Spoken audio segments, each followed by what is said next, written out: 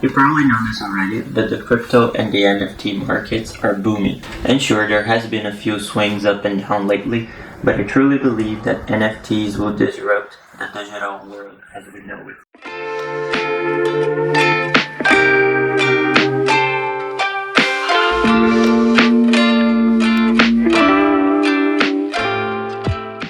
So how can photographers benefit from it?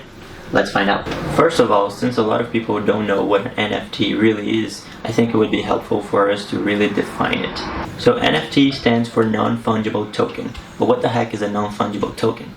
Well, the best definition I could find on Google is a one-of-a-kind digital token that is permanently linked to a piece and is encrypted with the artist's signature. So what an NFT really does is it validates the piece's authenticity and ownership. So essentially, it's a piece of digital art that can be used to represent artifacts in the real world, like arts, music, in-game stuff, photography, and etc. I'm sure you have seen or heard about drawings of apes being sold by millions and millions of dollars, or even pieces of digital land that are part of a certain game ecosystem that were also sold for millions of dollars.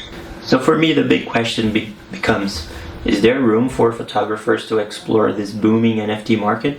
And my opinion is there is a lot of room for photographers to explore the NFT market and make money out of it. The reason why a lot of these NFTs are sold for millions and millions of dollars has nothing to do with their design, how they look, nothing artistic about it. In fact, if you look at the CryptoPunks collection, you will see that the designs are a little dull. There's nothing special about it, they're very pixelated, but they're still one of the most famous and probably the most or one of the most valuable NFT collections in the world. And if you look at the Bored Ape Yacht Club collection, which is another super famous, super expensive NFT collection, it's the same thing. I mean, sure, the designs are a little better than the CryptoPunks, but it doesn't explain these prices. The cheapest Bored Ape is being sold right now for 35 Ethereums, which in today's price is about $89,000. Would you pay that much for a digital file containing an ape? I certainly wouldn't. So why do people spend a lot of money on these apparently useless things? Because in fact, they're not useless. Bored Ape holders gain special VIP pass to several yacht and mansion parties, community events, access to a special Discord service with a lot of influential people, commercial rights to that NFT, which means they can sell products or whatever they want related to that NFT, not to mention the possibility to network with some of the most influential people in the world, like Neymar, Stephen Curry, Snoop Dogg. All of those people hold NFTs like Bored Apes, CryptoPunks, and that's why you see brands like Adidas, Nike, Gucci, and etc. investing in the NFT market. So as you can see, there are many benefits of owning an NFT that can be translated to the real world.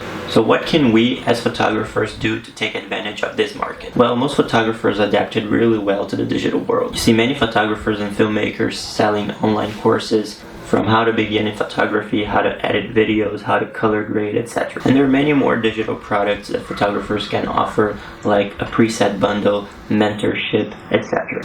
Think about your photography niche and what you're able to offer your client in terms of digital services. So now that you thought about these services that you can offer, why not offer these services for someone that holds your NFT? And I'm not telling you to stop selling your online courses or whatever it is that you sell online. No.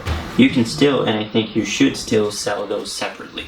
But you can still combine these services, or at least a few of them, and sell it as an NFT bundle, and of course charge a premium for that. And don't waste a lot of time doing it, because sure, this is still a very new market, but people are jumping into it.